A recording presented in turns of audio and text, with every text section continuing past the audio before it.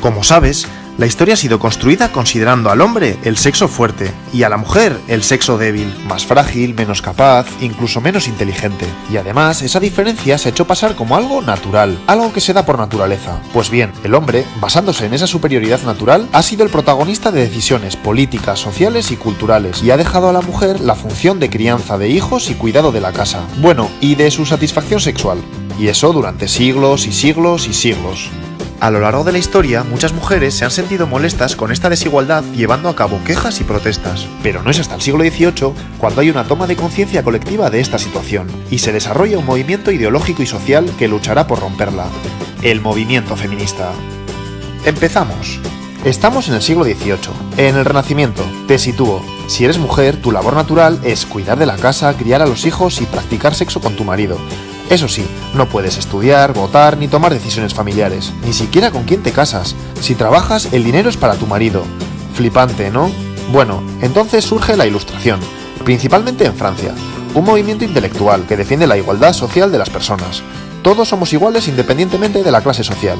Como recordarás, esto lleva a la Revolución Francesa, que trae consigo la Declaración de los Derechos del Hombre y del Ciudadano. Pero, ¡tachán!, en esa declaración hablan exclusivamente de los derechos del hombre sin incluir a la mujer. Las mujeres no entienden cómo, habiendo un cambio político hacia la igualdad universal, ellas, la mitad de la población, son excluidas. Y entonces aparecen dos mujeres fundamentales dando lugar a la llamada primera ola del feminismo. Ya verás. Por un lado, Olympe de Gouges. Ella coge el texto y lo replica. Escribe la Declaración de los Derechos de la Mujer y de la Ciudadana y reivindica todos los derechos civiles para la mujer.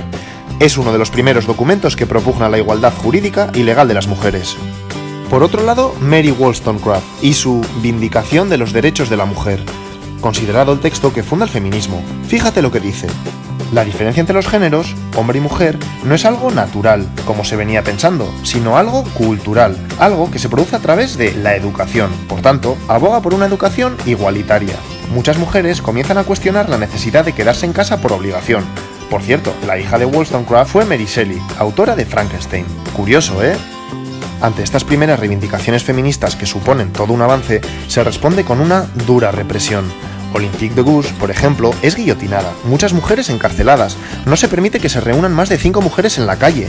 Y espera, que esto sigue. A principios de 1800, el Código francés, o Código Napoleón, que se extiende por toda Europa, exige a las mujeres actuar con obediencia a sus maridos, y les deja sin derechos civiles ni políticos. Increíble, ¿eh? Ya ves, las cosas, en lugar de mejorar, se ponen peor para la mujer.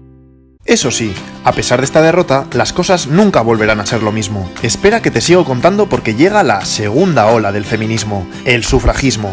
Y esta ola ya no es un movimiento solo intelectual, pasa a ser un movimiento de acción social. Ya verás.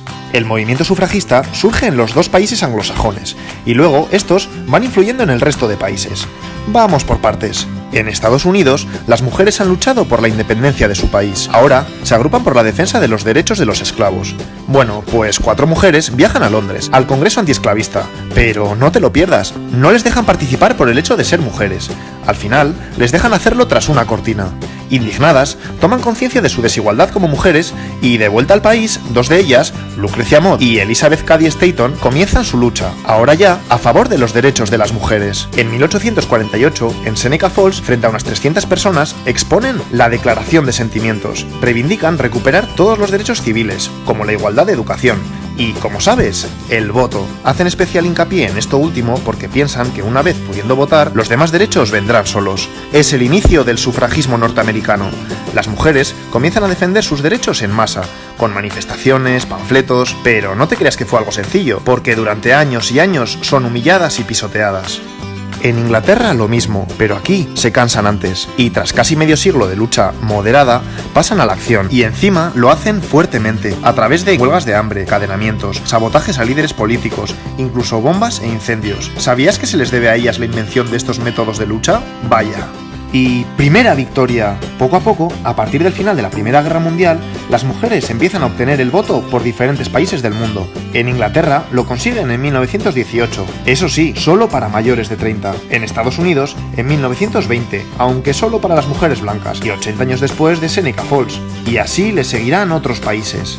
Pero espera un momento. El movimiento sufragista es principalmente un movimiento de burguesas blancas. ¿Y el resto de mujeres? Bueno, pues empiezan a aparecer mujeres feministas con otras realidades, como Sojourner Truth, una esclava negra que habla por primera vez de la doble exclusión, por negra y por mujer.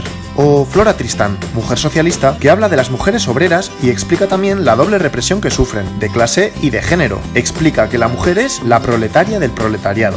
Y es que precisamente ella puede considerarse la precursora del llamado feminismo socialista. Te cuento, el feminismo socialista cree que para que la mujer se libere debe cambiar el sistema capitalista establecido. Esto es complejo, pero me interesa que sepas que empiezan a distinguirse dos ramas dentro del feminismo. Una que busca la igualdad de derechos y otra que pretende cambiar todo el sistema establecido. Luego lo verás más claro. Bueno, pues ahora llega un periodo donde el movimiento feminista se paraliza. Estamos en el periodo entre las dos guerras mundiales. Las mujeres han logrado el voto en varios países, han comenzado a entrar en la universidad, y muchas se desmovilizan. Justo entonces aparece alguien clave en el feminismo, Simone de Beauvoir, en Francia. En 1949 escribe El segundo sexo y vuelve a remover conciencias. Este es una pasada de libro, ya que es el estudio más completo sobre la condición de la mujer. Con su famosa frase, no se nace mujer, se llega a serlo, nos dice que no es cierto que a las mujeres se las defina por su sexo biológico, sino por una serie de roles asociados al mismo que tendrán que cumplir para ser consideradas precisamente mujeres. Y más cosas. Habla del androcentrismo y explica que el hombre es la norma, la medida de todas las cosas, y la mujer siempre es lo otro. De esta forma se impide que la mujer se asuma a sí misma como sujeto y hace que se identifique con lo que el hombre espera de ella. Piénsalo un momento, ¿a que lo ves claro? Ha comenzado la tercera ola del feminismo. Volvemos aquí. Los hombres han vuelto de la Segunda Guerra Mundial y la mujer está nuevamente en el hogar. Ahora tienen todas las comodidades para ser amas de casa felices. La publicidad lo deja claro. Pero empieza a pasar algo. Miles de ellas se enferman, se deprimen, caen en el alcohol, viven ansiosas. ¿Qué está pasando? Pues entonces llega Betty Friedan, una socióloga que escribe Mística de la feminidad, donde pone nombre al problema que no tiene nombre. Explica que estas mujeres viven insatisfechas en ese estilo de vida aparentemente maravilloso, ya que sienten que están priorizando el cuidado de otros a sus propios deseos. El libro es un bestseller. Muchas mujeres entienden lo que les pasa y comienzan a construir un estilo de vida nuevo. Buena Betty. Pero ella no se queda ahí, también pasa a la acción y organiza junto con otras mujeres Now, el mayor movimiento de la mujer hasta entonces, y que ha ido creciendo hasta la actualidad. ¿Qué buscan? Mejorar el estilo de vida de las mujeres centrándose en temas del ámbito personal. Comienza el feminismo liberal. El feminismo liberal describe la situación de las mujeres como una desigualdad, no como una explotación u opresión. Así que, ¿qué hay que hacer? Pues luchar por cambios hasta lograr la igualdad entre los sexos. ¿La mujer no tiene espacio en la vida pública? Pues hagamos lo posible por incluirla en el mercado laboral y en los puestos de poder. Son los años 60. Seguimos. Se han conseguido los derechos fundamentales y las mujeres empiezan a ocupar puestos de poder. ¿Pero ya está? No, porque ¿qué pasa en el ámbito privado dentro de los hogares? Pues hay malos tratos, desigualdad de reparto de tareas, explotación económica. Es como si se reprodujera dentro de las casas la misma relación de poder del hombre hacia las mujeres que fuera de ella. Cada vez hay más conciencia de esto, y surge una nueva corriente feminista que quiere cambiar esta situación. El feminismo radical. Pero no te confundas, radical de raíz, porque el problema hay que resolverlo desde ahí. ¿Y cuál es la raíz del problema? El patriarcado, el sistema de dominación del hombre sobre la mujer, que se produce en todos los ámbitos: familiar, política, económica, social, científica. ¿Te suena el movimiento de liberación de la mujer? Pues pertenece a esta corriente. Varias mujeres se organizan y llevan a cabo grandes protestas públicas como las que hacen a los certámenes de belleza, que lo consideran una cosificación de la mujer. Pero van más allá, y este movimiento también crea espacios propios como centros de mujeres maltratadas, de defensa personal, ginecológicos, guarderías. El feminismo radical consigue que las mujeres del siglo XX vayan cambiando el día a día de sus vidas, hacia la liberación.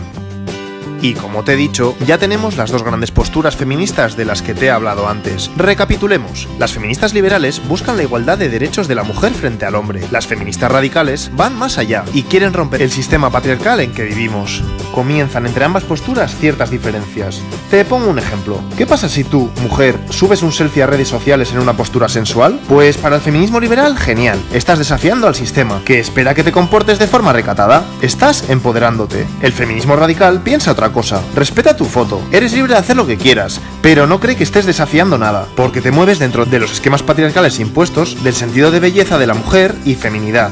Vamos, que el sistema de poder se sigue manteniendo. Llegan los años 90. Vale, siguen los avances, pero veamos, hasta ahora es como si el feminismo hablase siempre de un prototipo de mujer. Pero una cosa, ¿qué pasa por ejemplo con las mujeres transexuales? ¿Y las musulmanas? ¿Africanas? ¿O asiáticas? Pues bien, a partir de ahora se toma conciencia que no existe un solo modelo de mujer, sino múltiples, dependiendo de cuestiones sociales, étnicas, nacionales o religiosas. Y surgen nuevos y múltiples feminismos, teniendo en cuenta las necesidades de cada una de ellas. Feminismo negro, feminismo poscolonial, transfeminismo radical, ecofeminismo, teoría queer... Ya no existe un feminismo único. A lo largo del siglo XXI se va adquiriendo una mayor conciencia en la sociedad general de la desigualdad de la mujer, y surgen movimientos sociales como el movimiento Me Too, donde millones de mujeres denuncian públicamente su experiencia de abuso por hombres, o las manifestaciones y huelgas multitudinarias del 8 de marzo de 2018, en el Día Mundial de la Mujer. Se ha logrado mucho, pero a día de hoy no se ha consolidado la igualdad entre hombres y mujeres. Sigue habiendo violencia de género, las mujeres siguen cobrando menos por el mismo cargo laboral, y los puestos relevantes en el mundo de la política, militar y económica siguen siendo mayoritariamente de hombres. Hemos llegado a la actualidad.